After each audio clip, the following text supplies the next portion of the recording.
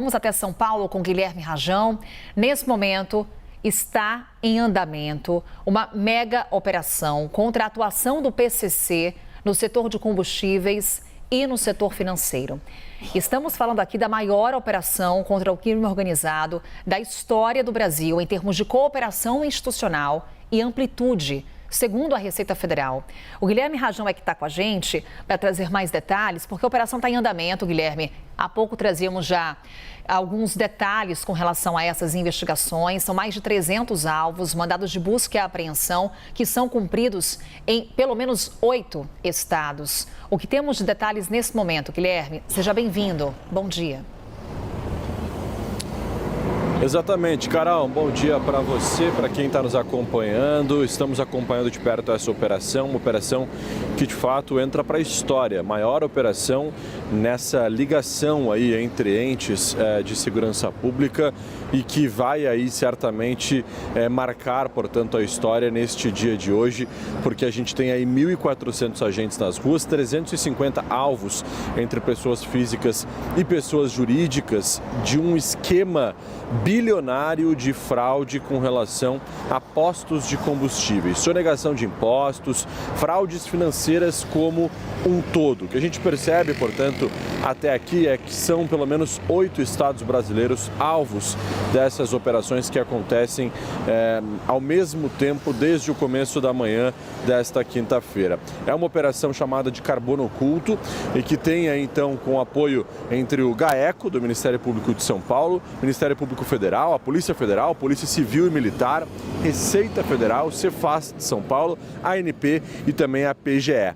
A investigação aponta que os prejuízos, Carol, são de cerca de 7 bilhões e 600 milhões de reais. Um volume financeiro que traz aí cerca de 1.000 postos que movimentaram pelo menos 52 bilhões de reais entre 2020 e 2024. Somente uma fintech usada como um banco paralelo para lavar esse dinheiro movimentou sozinha 46 bilhões de reais sem rastreabilidade. São crimes contra a ordem econômica, adulteração de combustíveis, crimes ambientais, lavagem de dinheiro, fraude fiscal, estelionato, irregularidades em várias etapas, desde a produção até a distribuição desses combustíveis em postos de gasolina. A engenharia da fraude tem aí, portanto, o metanol que chegava no posto de Paranaguá, lá no Paraná, e era desviado aos destinatários para ser colocado nos combustíveis, inclusive muitas vezes se utilizando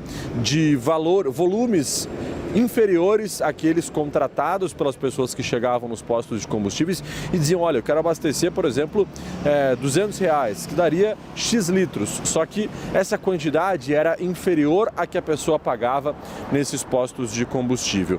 Os donos, que também venderam postos de combustíveis e acabaram, portanto, não recebendo os valores com relação a essas vendas, eram ameaçados por esses criminosos ligados diretamente ao primeiro comando da capital, PCC, e acabavam, então, não recebendo nunca esses valores dos seus empreendimentos que foram comercializados e, se ainda buscassem a justiça, eram ameaçados de morte, o que também é alvo dessa investigação. Eram recursos aí que circulavam nas mais diversas camadas do Brasil, nos mais diversos locais do Brasil. São estados, Carol, como, por exemplo, São Paulo, Espírito Santo, Goiás, Mato Grosso do Sul, Mato Grosso, Paraná, Rio de Janeiro e também Santa Catarina. O Ministério Público aponta, portanto, que esse elo com o primeiro comando da capital, associado a essa rede de organizações criminosas que trabalhavam em toda essa ação, tinham, portanto, vínculos permanentes ou então vínculos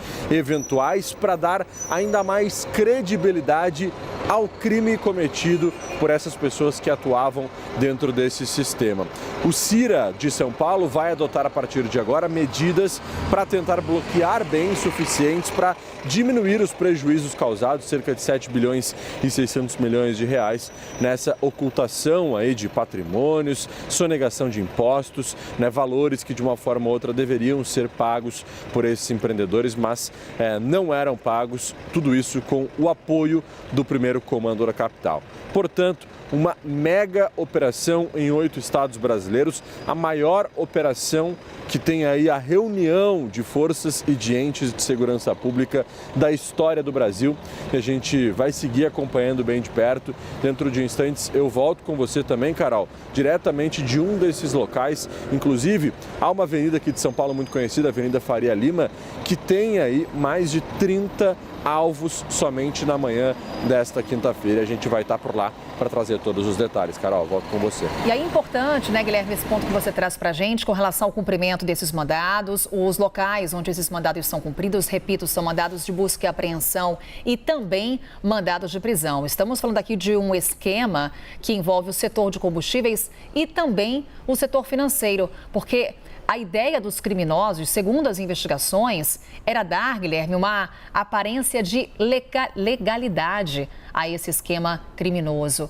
O que temos de informações, de detalhes com relação a esses alvos? Falamos aqui de mais de 300 alvos desses mandados, já temos nomes que foram divulgados e o outro ponto que eu também chamo a atenção, a amplitude dessa operação envolvendo vários órgãos. Eu citava essa amplitude que a própria Receita Federal faz referência. Temos, por exemplo, Ministério Público como o grande destaque dessa operação, Ministério Público Federal, Polícia Federal, Receita Federal, Polícia Civil Militar, Agência Nacional do Petróleo, Procuradoria-Geral do Estado de São Paulo, também temos Secretaria de Fazenda e Planejamento do Estado de São Paulo. Nesse momento, o que a gente consegue trazer já de balanço com relação à operação que, repito, ainda está em andamento? Exatamente, Carol, a operação ainda está em andamento. Às 11 horas da manhã nós teremos uma entrevista coletiva na sede do Ministério Público de São Paulo que vai trazer maiores esclarecimentos com relação a esses dados, né? Com relação a tudo isso que a gente vem acompanhando com relação a essa mega operação. Mas o que eu já posso adiantar para você aqui, Carol, é que de fato o Ministério Público, o GAECO, acabaram divulgando algumas informações com relação a quais são os números de envolvidos nessas ações que são alvos nesta quinta-feira. Como eu falei, são mais de 350 pessoas, entre pessoas físicas e pessoas jurídicas, é verdade, mas também são 40 fundos de investimentos, multimercados e também imobiliários, com patrimônios de 30 bilhões de reais, controlados, portanto, pelo primeiro comando da capital. Fundos fechados com um único cotista, geralmente outro fundo de investimento, criando essa camada de ocultação justamente para fazer isso que você falou, Carol, para tentar dar um ar de legalidade e tentar mostrar que aquilo seria algo legal, quando na verdade não passava de uma empresa de fachada, empresas criminosas e que de uma forma ou outra lavavam dinheiro para o crime ou então que sonegavam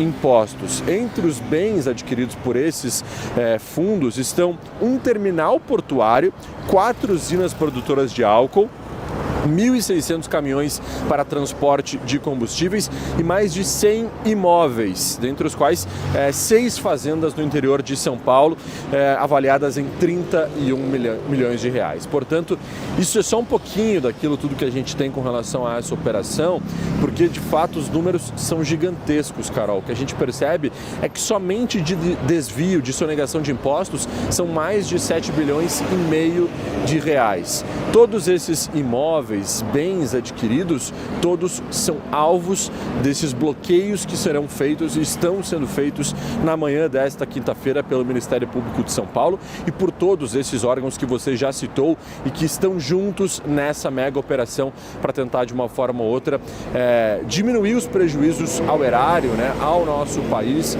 neste momento onde termina de fato essa investigação. A gente sabe que é uma investigação que certamente ela já vem de muitos anos e agora é o ponto-chave, ponto final. Não ponto final, mas um dos pontos principais onde há a consequência de toda essa investigação, que é essa mega operação que está acontecendo hoje. Claro que a partir dela, novos elementos serão coletados, existem muitos mandados de busca e apreensão que, ao serem cumpridos, coletam dados importantes para as investigações futuras e para que a gente possa entender um pouco mais de que forma esses entes se conversavam, esses entes trabalhavam, atuavam e até mesmo apontar futuros novos alvos, trazendo novas operações daqui para frente. É isso que a gente vai tentar entender nas próximas horas junto ao Ministério Público e a esses outros órgãos que trabalham muito forte na manhã desta quinta-feira, cumprindo aí, portanto, repetindo, mais de 350 mandados de busca e apreensão e de prisão em 8 estados brasileiros. A maior operação interagências que o Brasil já viu. Carol, volto contigo.